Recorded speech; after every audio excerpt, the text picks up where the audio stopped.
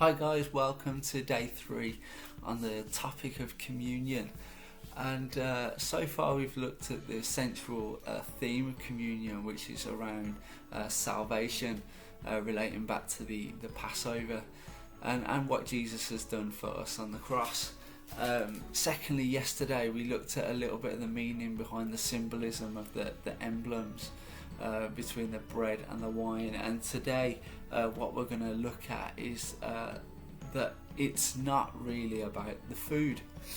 And to do that, we're going to go to John chapter 6, where Jesus talks about him being the bread of life. He also says that if you do, those who eat of my flesh and drink of my blood will have eternal life. And so what do we need to know? A little bit of context about this passage. Well, what's happened first in John chapter 6 is the feeding of the 5,000, where, if you know that story, Jesus took a few loaves and a few fish, and he blessed it, broke it. Sounds like communion, doesn't it? Blessed it, broke it, then he shared it out, and there was enough left over, and everyone had their fill, and there was food left over.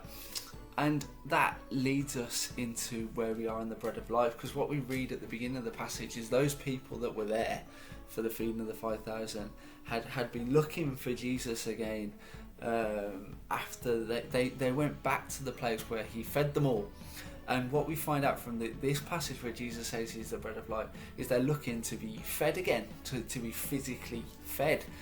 And Jesus isn't about that, and he talks to them about what this is about. He says, why are you coming seeking these things? Why are you working so hard for the stuff that's just going to perish away? He then refers back to the manna in the desert, in which God provided for his people, which these Jewish people challenged him on. And he said, what happened when they ate that manna in the desert? They're all dead still. He's saying, what I have to offer you is true food and true drink. In other words, what he's saying, that in eating his flesh and drinking his blood, symbolically, figuratively, is a spiritual type of food, stuff that doesn't go away, stuff that brings eternal life. It's a spiritual type of food. It's not satisfying the flesh.